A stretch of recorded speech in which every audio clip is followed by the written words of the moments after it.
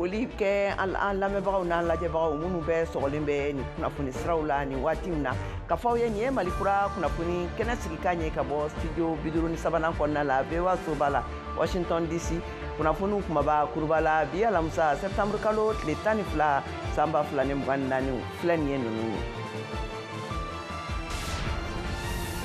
Mali ye dɔ fara bugunatigɛ sɛbɛnw lakanaliw kan réseaux sociaux sanfɛ ne kangaridaw ye ka ɲɛsin mɔgɔw ma minnu mana a taabolow dansago bɛ nɔ minɛ ne ka ɲangili bila u kan fo ka se miliyɔn 20 CFA alimandi saraliw ma. An bɛna a laseliw ka aw ye sisan kunnafoni kɔnɔ. Politiki nasiraw kan Mali kirisoba ye politiki ɲɛmɔgɔ 11 minɛlenw juin kalo tɛmɛnen ninnu na k'a labilaliw yamaruya nka ka u bila kɔlɔsiliw kɔnɔna la. An bɛna détails di aw ma sisan kunnafoni kɔnɔna la a kan. ɲɔgɔnna jɛrɛba kɛnɛ sigi Nigerkaw fɛ yen nɔ yaasa ka hakili jagabɔ kɛ wagati yɛlɛmaw kɔlɔlɔw kan Sahel marayɔrɔw kɔnɔna la. An ka laselikɛla Alpha Ka bɛna a walawala an ye jɛmukan kɔnɔna la. C'est avec une immense tristesse que je me tiens ici aujourd'hui. Sénégalikaw fɛ yen nɔ Sénégal jamanakuntigi Basiru Diomaye Faye ka kan ka sarankani kɛ bi alamisa in na kalo 5 ka layidu tigɛlenw kɔfɛ ka yɛlɛmabaw bolo sigi jamana taɲɛw la. Ni sarankani ninnu b'a la ka kɛ waati minnu na Sénégal jamanaden caman jigila tigɛlenw bɛ kan ka laɲiniw kɛ ka kɔgɔdi tigɛ ka taa nazarala kurudenninw kɔnɔna na. An ka laselikɛla Nama Jara bɛ an bolo directement na nɛgɛ kan an bɛna kuma a kan. Anga ayaw bisimila anga kɛnɛ kan ka tɛmɛ n'an ka kunnafoniw ye. Mali ye ka kɛɲɛ ni bugunatigɛ sɛbɛnw cariliw ye bɔlɔlɔ réseaux sociaux siraw kan lakanaliw ye. Jamana marakɛlaw ye kanga gɛlɛn tigɛ k'a fɔ ko ni mɔgɔ fɛn fɛn ye dankarili kɛ a sira ninnu na ko olu nɔ bɛna minɛ ne ka ɲangili gɛlɛn bila u kan ka taa se fo miliyɔn 20 CFA nafolo wari saraliw la. Georges Atino ale ye ɲininkali tɛnkunnen kɛ Ismaël Traoré la bugunatigɛ sɛbɛn baarakɛla kulu olu ka kumakɛla don ka bɔ Bamakɔ. An ka kumakanw lamɛn. A bɛ fɔ fɛn sɔrɔ hadamaden tɔgɔ la kunnafoni b'a to hadamaden bɛ se ka bugunatigɛ ka bɔ hadamaden tɔw cɛ la. Tɔgɔ b'o la, photo b'o la, vidéo b'o la, ni voix b'o la, i ka date de naissance b'o la, i ka téléphone numéro b'o la. Parce que n'i ka numéro i ka immatriculation taara sisan ka taa n'a ye service dɔ la, o service fana bɛ se ka i ka information wɛrɛw ta k'u couplé o la k'a dɔn jɔn de ka mobili ye ou bien jɔn de la ka mobili boli. Donc o bɛɛ bɛ jate hadamaden tɔgɔ la kunnafoniya fɛ. An ka baara ɲɛsinnen bɛ a lakanani min ma. Parce que n'i ko hadamaden tɔgɔ la kunnafoni fɛn b'a to hadamaden bɛ se ka dɔn ka mɔgɔ tɔw cɛ la o ye hadamaden dɔ de. Donc information bɛ e bolo ou bien information b'i kan mun bɛ se k'a dɔn i bɛ se ka dɔn ka mɔgɔ tɔw cɛ la o ni lakanali de ka kan i b'a fɔ e yɛrɛ lakanali min cogo min na. Sabula n'i ye mɔgɔ tɔgɔla kunnafoni sɔrɔ c'est comme i y'a yɛrɛ de sɔrɔ. Tɔgɔla kunnafoni bɛ boli i tɔgɔ ni jamu ani i siya n'o bɛɛ dɔnna e kan a bɛ dɔn ko e ye nin tigilamɔgɔ ye e bɛ bɔ nin yɔrɔ la. Bon n'i ka baara farala kan a bɛ dɔn k'i ye nin mɔgɔ ye i ka données bancaires n'o olu bɛɛ dɔnna a bɛ dɔn e yɛrɛ ka adamadenya yɛrɛ ye mun ye. Ni adamaden tɔgɔla kunnafoni sɔrɔ k'a bɛɛ fara ɲɔgɔn kan i bɛ se ka adamaden yɛrɛ dilan ka sɔrɔ ala yɛrɛ tɛ. Donc o information sugu ninnu olu ye lakanali de ka kan olu ye kɛrɛnkɛrɛnni de ka kan. O hukumu kɔnɔ an y'a ye k'a fɔ ko aw ye kunnafoni di bataki dɔ kɔni jɛnsɛn kɛrɛnkɛrɛn la mun bɛ a fɔ ko ɲangili bere fana bɛ se ka bin mɔgɔw kan ka kɛɲɛ ni hadamadenw kun ka kunnafoniw yɛrɛ carili ye. Communiqué in na an bɛ ka kuma minnu bɛ bɔlɔlɔsiraw sanfɛ page ninnu ni web TV ninnu a bɛɛ tɛ journaliste ye. Donc minnu ye journaliste ye minnu encadré don loi bɛ boli minnu kan a fɔra ko olu de ka kɛrɛnkɛrɛn olu de bɛ se ka maga hadamaden tɔgɔla kunnafoniya la ka dan limite dɔ fana la. Donc o limite in kɔnɔna la loi de la presse bɛ mun fɔ loi de presse fana ye mun fɔ donc olu bɛ se ka dan o de kɔnɔ parce que olu b'a bolo encadré donc olu taara sira wɛrɛ fɛ mun to o sira kɔnɔ olu bɛ se ka ɲangi ka da o loi taabolo kan. Donc minnu tɛ o journaliste ninnu ye minnu tɛ baara kɛ o canal kɔnɔna la an ka communiqué bɔra ka ɲɛsin de ma u kana maga hadamadenw tɔgɔla kunnafoniya ka sɔrɔ a mɔgɔw yɛrɛ ka yamaruya tɛ. N'u y'a ta ka baara k'a la n'a tigi ye plainte déposé ou bien ni APDP yɛrɛ y'a jugé parce que o pouvoir b'a APDP bolo k'a yɛrɛ autosaisir k'a fɔ ko yala aw magara dossier données ninnu na ou bien a ye nin baara ninnu k'a la ka sɔrɔ aw yamaruyalen tɛ ka kɛ ka ɲangini bere dɔw kun ka daminɛ miliyɔn 5 ka taa bila miliyɔn 20 na. Donc APDP ka sanction ninnu a bɛɛ bɛ taga trésor public de la a bɛ taa Mali wagandɛba de kɔnɔ. Mali kirisoba ale ye politiki mɔgɔ 11 minnu minɛlen juin kalo la tile 20 waati la ka lablalu yamaruya awa ko nga bala anga ye mun de ye anga Mariam Kuyate fe wa bambara ka laselikela lame ka bɔ Bamako aywa ayi ɲininkali tɛngunen kɛ Mamari Jarala ale y'u ka sorona donikɛla ye an k'u ka baro lamɛn. Juge d'instruction min bɛ kiriko bunakun kunna Bamakɔ sigida 4nan na a y'a borona bila parti politique ma 11 minnu minɛna kabini juin kalo kɔnɔna na olu ka sɛbɛnna min bɛ yamaruya di ko ka u labila o kɛla ntɛnɛndon nka min ye parti politique ma 11 ninnu ka sɔrɔnɔdɔbaw ye an sela k'an tɛgɛ da kelen kan n'o ye Mamari Jara ye min yɛrɛ ye a yira k'a fɔ ko u tɛ fɛ ko k'a kuma a koɲaw kan fɔlɔ ko sabula dossier min don ko a ko kɔni ka gɛlɛn kosɛbɛ ka d'a kan ko appel bɛ se ka kɛ waati bɛ procureur fɛ ni ma kofɔlen ninnu ka dossier kan ko hali n'a sɔrɔ u ka labilali ko o ko kɔni bɛ senna ko bawo u bɛna to kiiritigɛlamaw de ka lakɔlɔsili kɔnɔ o kama ko olu ka kumafɔtaw bɛ se ka na ni gɛlɛyaw ye politicien ma 11 ninnu olu ka dossier la ko kura ni waati in kɔni na sa kiiritigɛlaw a ko kɔni bɛ olu ka bolo kan yani u ka don kɛrɛnkɛrɛnni subanti ni ka ni maa ninnu kɔni labila an ka dɔn k'a fɔ a bɛ waati bɔ kabini ni maa ninnu kɔni minɛna maa caman de ye wulikajɔw sabati u ka labilali okumu kɔnɔ politiki ɲɛmaaw b'o la fo ka taa se adamadenw ka jo sariyaw ka tɔnba ani jamanadenw yɛrɛ ka tɔn kɛrɛnkɛrɛndenw minnu sigilen don ninnu bɛɛ lajɛlen wulila k'u jɔ a ko la hakilijigila ni parti politiki ma 11 ninnu minɛna kabini juin kalo tɛmɛlen ka sababu kɛ k'u ye Mali marabagaw ka sariya dilen kɔni sɔsɔ n'o tun ye ka parti politikiw bɛɛ lajɛlen ka wulikajɔ baaraw ɲɔngiri Mali fan 14 bɛɛ lajɛlen kɔnɔ yani waati cɛ. Mariam Kuyate ka bɔ Bamako, VOA Bambara tɔgɔ la. Ka tɛmɛ ne kunnafoniw ɲɛ an bɛ taa Senegalikaw fɛ yen nɔ bi alamisa la Senegal jamanakuntigi ka kan ka Basiru Jomayi Fayi ka kan ka sarakaninw kɛ a kalo 5 a ka layidu di kɔfɛ ka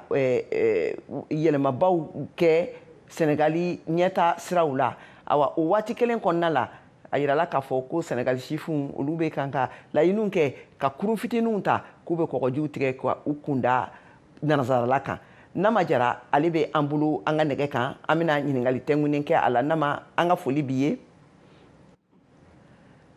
Kajatu i ni wula VOA Bambara lamɛnbagaw n'a kanubagaw bɛɛ lajɛlen ni wula ni waati la.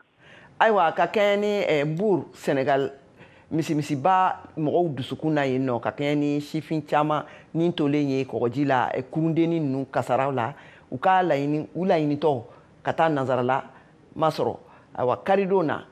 mɔgɔ joli de ni tora nin kasara ninnu na.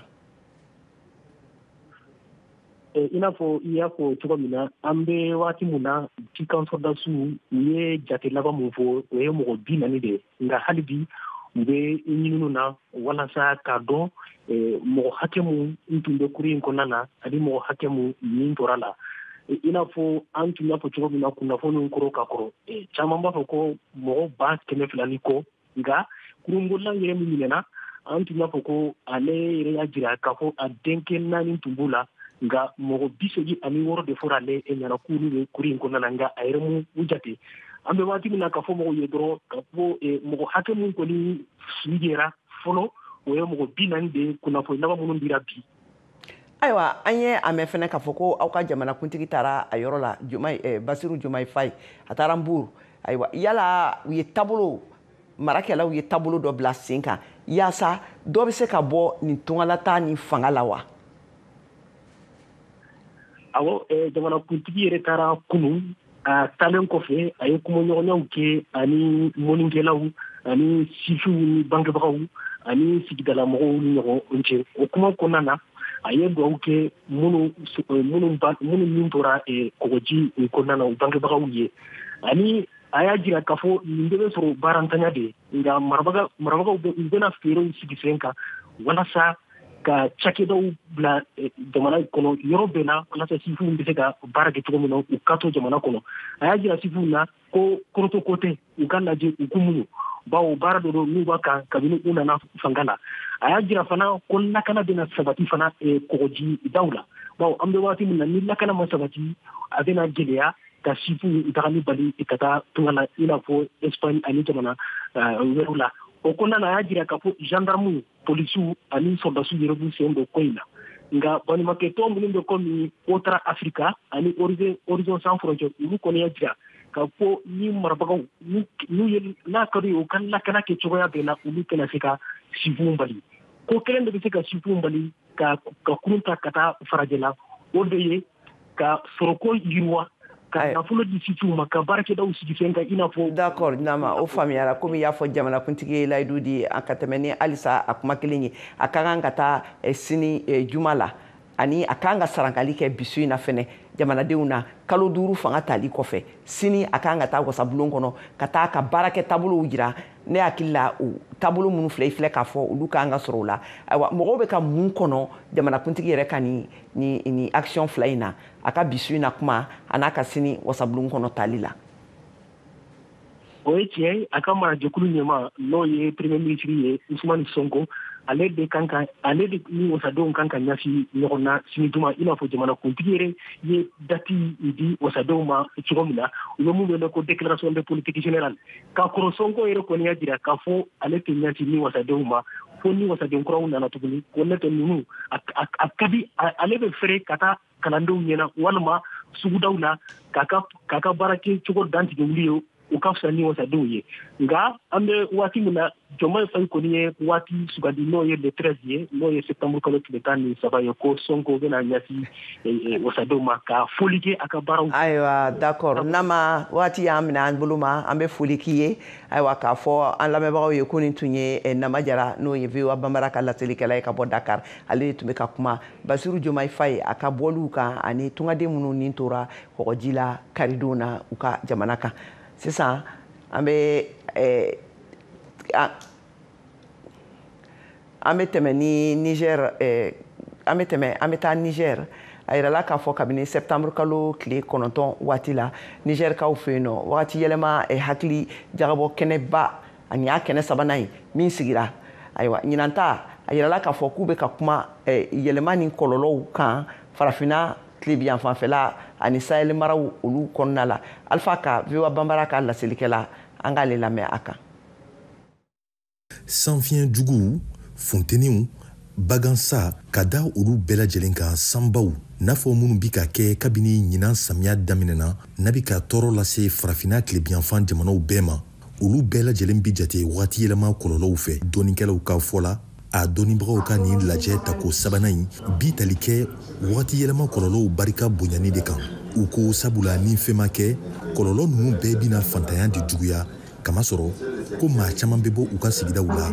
balokow bi gwɛlɛya olu n'a ɲɔgɔnna caman nga k'u ka nin lajɛ in kun ye walasa fɛɛrɛ jɔnjɔnw de ka sɔrɔ Abdoulaye Ali ye wagati yɛlɛma dɔnbaga ye. Tous ces événements que nous vivons nin gɛlɛya fɛn o fɛn ni a bɛ ka an sɔrɔ bi bɛɛ de kuma bɛ ka fɔ nin lajɛ in senfɛ o de kama an ka laɲini ye an ka se ka fɛɛrɛw bɔ yanni ɲɔgɔn ye kun ka cɛ min na se ka an ka Sahel jamana ani farafinna tilebiyanfan jamanaw bɛɛ dɛmɛ walasa u k'u yɛrɛ tanga wagati yɛlɛma kɔlɔlɔw ma. Colonel Ousmane Mahaman Niger baganko ni sɛnɛko minisiri ye wele bila diɲɛ jɛkulubaw ma k'u ka dɛmɛw bɔ u sira fɛ kamasɔrɔ ko bɛɛ de doni ye nin wagati yɛlɛma ko in ye wadun ko anw jamana fitininw tɛ sigida nɔgɔ n'a fɔ jamanabaw minnu ka iziniw ka ca sabula o tiɲɛni nɔ ninnu de fana bɛ wagati yɛlɛma teliya. À l'heure actuelle, le moment n'est plus au discours. An bɛ wagati min na sisan kumaba ani sɛbɛnkalanbaw wagati tɛmɛna wa an kan ka wuli k'an jɔ nin ka ko kɛ teliya yɛrɛ de la walasa ka se ka dɔ fara an ka cɛsiriw kan sabula tanga wagati yɛlɛma ma o tɛ an jamanaw dɔrɔn kelen ka baara ye an nin bɛɛ de don o de kama an bɛ wele bila diɲɛ jɛkulubaw ma u ye layidu minnu ta u ka u timɛ kasabiw bɔli sira fɛ misalila fond vert walasa bɛɛ ka se k'i ka fɛɛrɛw labaara i ka jamana kɔnɔ. Nin lajɛ in kun dɔ fana ye lamini jamanaw fɛ ka labɛnw sabati ni sɛbɛnw ye walasa ka taga nafolobaw ɲini diɲɛtɔnbaw la min b'a to an ka jamanaw bi se ka wari sɔrɔ ni ka se ka wagati yɛlɛma kɔlɔlɔw bali. Keda Bala ye Tchad sɛnɛko bayɛlɛmali minisiri ye. Ce qui est important dans tout cela, c'est la question de financement. Min nafa ka bon nin bɛɛ la o de ye wari sɔrɔli ko ye tant que ni an ma wari sɔrɔ an tɛna se ka fosi de kɛ. O kuma na n ye n jigi kɛ u ye wa n dalen dɔ la fana n ye dɔnnibaga ba minnu ye n dalen b'a la k'u na se ka fɛɛrɛw bɔ ka di an ma walasa Sahel jamanaw bakuruba la ani farafina tilebiyanfan jamanaw bɛɛ na se ka wariw sɔrɔ de l'Afrique de l'Est puisse accéder à des financements. Sahel jamanaw ka foroba cakɛda min bɛ ja kɛlɛ n'a tɔgɔ ye SILS ale ɲɛma Mohamed Abdoulaye ko Les dégâts occasionnés tiɲɛni ba minnu kɛra kɔsan in na b'a yira k'a fɔ ko an ka jamanaw ma labɛn ka wagati yɛlɛma kɔlɔlɔw kunnabɛn wa fana jateminɛw y'a yira ko an ka duguw jɔcogoyaw yɛlɛma kan ka don olu la so jɔcogow ani sira bɔcogow ani jiboli siraw yɛlɛma kan ka don olu bɛɛ lajɛlen na walasa ka se ka kasara ninnu kunnabɛn ni lajɛ in bi labɛn dɔnnikɛlaw fɛ san 2 k'a ka kɛ sababu ye ka wagati yɛlɛma kɔlɔlɔw kunnabɛn ni ka jamanadenw kisi Alpha Ka. Ayiwa nin kunnafoni bɛna an ka jɛmukan kunfɔlɔ kun cɛ an b'an tulo kɔrɔmu bɔ a ye to nɛgɛ kan an bɛ segin ka na sisan k'a tɔ lase aw ma ta filanan kɔnɔna la a k'an bɛn sɔɔni.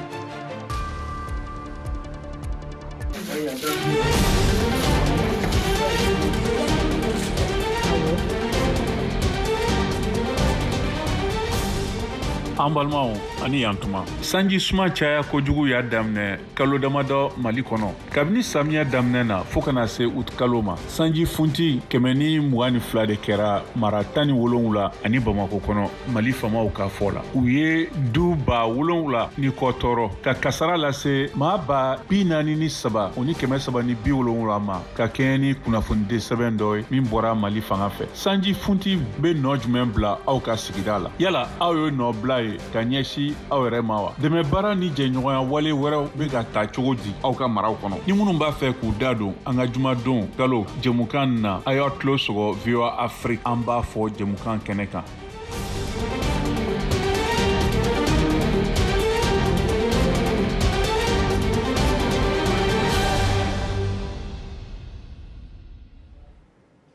Ni an seginne ka na an ka kɛnɛ kan an bɛ tɛmɛ ni kunnafoniw ye lamɛriki jamana kɔnɔ yan nɔ kunungu tarata septembre kalo tile 11 lamɛriki jamanakuntigi dankan farala jamanakuntigi Joe Biden kan ka tasibila kɛ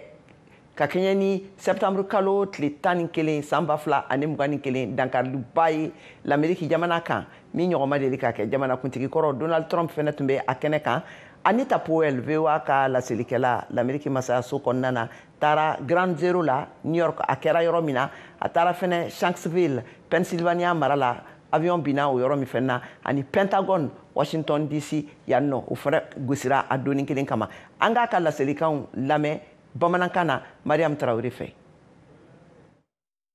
Oh, say, can you see by the dawn's early light?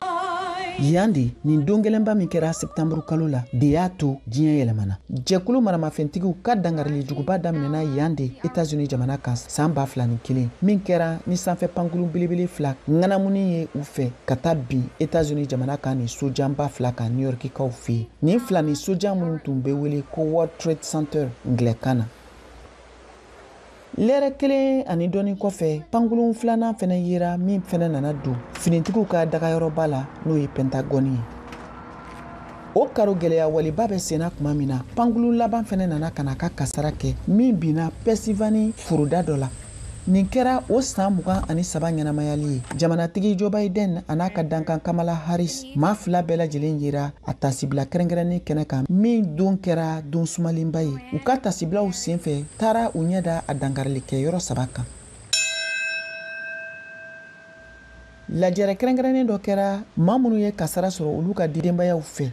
Neely Ann Heffernan Casey. A y'a lamɛn maa minnu ye kasara sɔrɔ olu tɔgɔ de bɛ ka fɔ lɛrɛ caman de kɛra nin tɔgɔ ninnu dili la min kalanna kelen kelen a ma kasaratɔw ka denbayaw fɛ ka an yɛrɛ fara u kan nin don gɛlɛn kɛrɛnkɛrɛnnen min kɛra sumaya kɔnɔ n'o kɛra ni taabolo kɔrɔw olu bɛɛ lajɛlen ɲɔngirili ye sanko min bɛnna Ameriki jamanatigisi kalata yɛrɛ kofɔ baaraw ma jamanatigisi kalata cɛbɔ n'o ye républicainw ka cɛbɔ ye jamanatigi kɔrɔ Donald Trump ani a ka dankan G20 olu yera a kɛnɛ kan u fɛnɛ ye ɲɔgɔn ye kɛ ni maa kasaratɔw ka denbayaw ye ani maa kun fɔlɔ minnu bɔra ka laseliw kɛ jamanatigi Biden a n'a ka dankan Harris kɔni ye u ka laseliw kɛrɛnkɛrɛn min kɛra ni sɛbɛnnikanw ye minnu bɛɛ lajɛlen sɛbɛnna Neely Ann walasa Heffernan ka VOA ka Casey. kunnafonidila min bɛ Ameriki masayaso Maison Blanche kɔnɔ ka ɲiningaliw jaabi ko États-Unis jamana kɔni bɛna a bolongɔni turulen to jarijɛkulumaw ka taabolow kan wa k'u bɛna min ta ba la. John Kirby ale min ye Ameriki masayaso Maison Blanche ka kumalasela ye de sinsinna nin kan ko min bɛna tali kɛ Ameriki jamana ka lakanako kan. Afternoon, everybody. Requests or there have been signals from congressional Republicans. But as for counterterrorism, ko minnu bɛ tali kɛ jarijɛkulumaw ka taabolow kɛlɛli kan an y'o yira yɔrɔ caman na k'an tɛna sɛgɛn dɔ farali la an ka lakanabolow kan walasa ka se ka jarijɛkulumaw ka taabolow kɛlɛ wa min bɛna kɛ sanga ni waati bɛɛ lajɛlen ye ha ka ja an tɛna an bolo lajigin nin ko in na an tɛ se k'a fɔ k'an tɛna nin taabolo in kɔni kɛlɛli dabila nka a ye dan ne la ko anw bɛna fɛɛrɛ bɛɛ lajɛlen tigɛ ka se ka nin ko in kɛlɛ. but believe me, we're focused on it. sɛgɛsɛgɛlikɛla minnu ka baaraw bɛnnen don jarijɛkulumaw ka taabolow lakɔlɔsili kama ye u bolongɔni tura kan ko dɔ kɔni bɛ ka fara jarijɛkulumaw ka taabolow kan ko min koɲɛ ka gɛlɛn jarijɛkulumaw ka dagayɔrɔw n'o dɔw fadeyalen don Afghanistan fɛ dangarili hakɛw fanga bɛ ka bonya kosɛbɛ farafinna tilebiyanfan jamanaw kan.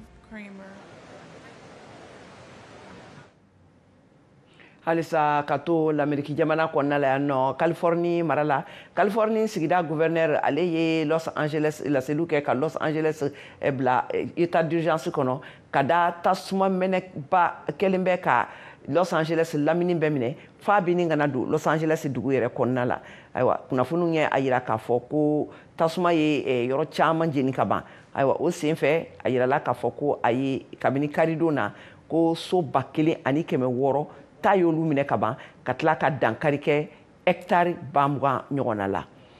halisa ka to an ka kunnafoni kɔnɔna la an bɛ taa banisiralakaw fɛ yen nɔ banisirala ani Hamasi ka kɛlɛ ni o kɛlen bɛ halisa mɔgɔ caman bɔnɛni de ye a ni na sababu ye k'a sɔrɔ ɲɛma sɔrɔ u ka maramafɛnw sɛmɛli taabolo olu la halisa bɛnbakɛw kan an ka VOA ka kunnafonidila Veronica Balderas Iglesias ka laselikanw lamɛn min bayɛlɛmara Nama Jara fɛ an k'a lamɛn. dɔw farala lakana feerew kan kari tɛmɛnen si Jordani ni Jordani dancɛ la tuma min cɛ dɔ kɛlen ka marifa ci Israel kɛlɛbolo la alen bi tɛmɛsira fɛ o sen fɛ Israel civili 3 bonnɛna u nin na min yɛrɛ ye fagaliw kɛ u y'a yɛrɛ fana faga Israel marabaga jɛkulu ɲɛma Benjamin Netanyahu ye fagali ninnu kɔn n'a sɔrɔla Israel ni Hamas kɛlɛ in kosɔn. זה יום קשה. bi dɔ in man di ka da kan jatigɛwalenkɛla mulobali dɔ ye an ka jamanaden 3 faga alan bi o kama marabaga jɛkulu tɔgɔ la ne bɛ dugawu kɛ mɔgɔ minnu sara u somɔgɔw ye. בסוף השבוע האחרון פרסם העיתון הגרמני בילד. Israel kɛlɛbolo taara ni kɛlɛw ye kokura Hamas kama bande de Gaza kɔnɔ nin dɔgɔkun in na min ye Palestine marabagaw ye u y'a jira ko kabini kɛlɛ in daminɛna o ni sisan cɛ Palestine jamanaden 40 ni 939 de sara an bɛ waati min sikafɔw bɛ sen na walasa bɛnkan bɛ se ka sɔrɔ kɛlɛ in ka ban bawo u jamana fila dugudenw kɛlɛ in gɛlɛya b'u kan kosɛbɛ Eric Stoll ka kumafɔ la kalanfa do politiki la Wurasi sanfɛ kalanso la Texas. People will still be getting killed. Fagaliw bɛ ka kɛ ne hakili la fana mɔgɔw minɛnenw tɛna bila ne ma da la ni Israel bɛ se ka sebaya sɔrɔ Hamas kan a ka kan ka lajɛ ka fɛɛrɛw sigi sen kan sisan walasa kɛlɛ in ka jɔ Israel ni Hamas kɛlɛ in joliko kuma fɔra Tel Aviv sibiri tɛmɛnen in fana banbagatɔw somɔgɔw fɛ ani minnu nka somɔgɔw minɛnen bɛ Hamas fɛ n'a sɔrɔla mugunpɛrɛnta min cira Israel kan octobre kalo tile 7 la ni mɔgɔ 1,200 sara nin y'a siɲɛ fɔlɔ ye kabini kɛlɛ in daminɛna minnu ka somɔgɔw minɛna Hamas fɛ u ka wuli ka jɔw kɛ k'u nisɔngoya jira Israel marabagaw la. If we want to make a change, kow ka yɛlɛma yan Israel a ka kan an ka bɔ ka nisɔngoya jira wa kɛlɛ in ka ban bɛnkan ka sɔrɔ sisan ne bɛ kumaɲɔgɔnyaw kɛ nka États-Unis tɛ se ka fɛn bɛrɛ kɛ walasa ka bɛnkan nati Israel ni Hamas cɛ Eric Stoll ka kumafɔ la ne hakili la an tɛ se ka fɛn bɛrɛ kɛ walasa kɛlɛ in ka ban u ni ɲɔgɔn cɛ wa ne dalen b'a la an bɛ k'an seko kɛ kɛlɛ in na min kɔni ka fisa u ma. Narrator 7 o bɛɛ n'a ta lakana cakɛda min tɔgɔ CIA États-Unis a ɲɛma William Burns y'a jira sibiri dɔn ko ka kɛlɛ in ban Israel ni Hamas cɛ fɛɛrɛw dɔ kɔni bɛna sigi sen kan don nataw la.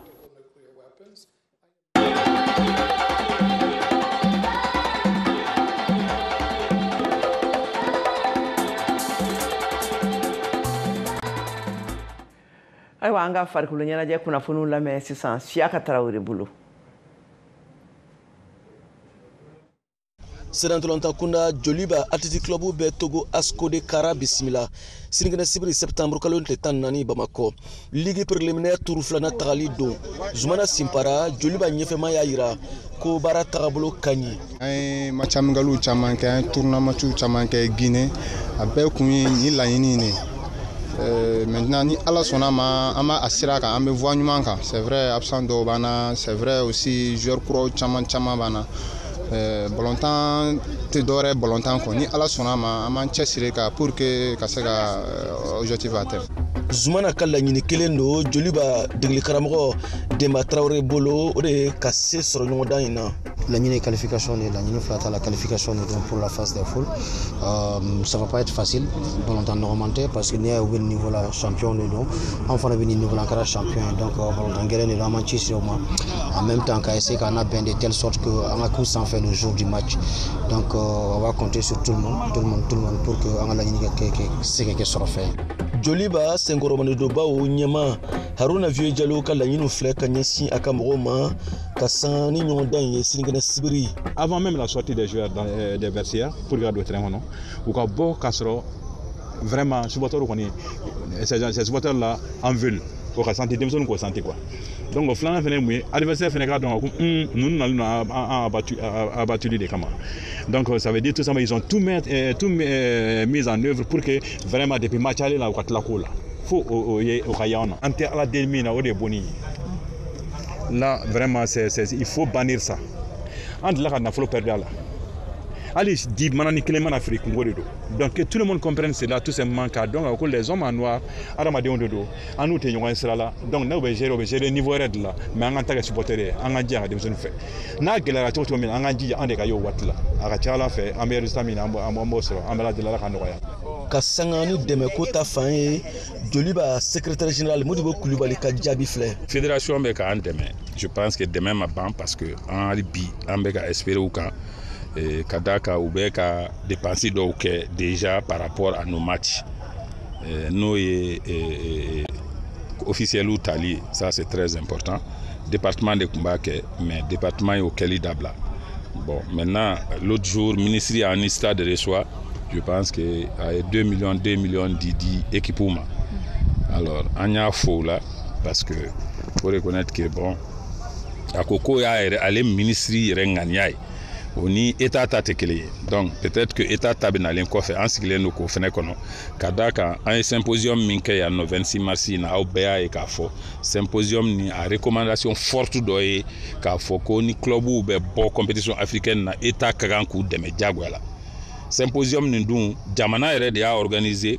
ɲɔgɔndan hakilina jigina Sininkɛnɛ sibiri don VOA Bambara tɔgɔ la Bamako Siyaka Tarawele kala seli don. Ayiwa nin kunnafoni in bɛna dansigi kɛ an ka bi jɛmukan na ninnu de kɛra u garisɛgɛ ye ka foli ani tanuni lase an lamɛnbagaw bɛɛ lajɛlen ma a b'an ka kunnafoni ninnu sɔrɔ an ka bɔlɔlɔ siraw fɛ ayiwa a k'an bɛn waati wɛrɛ.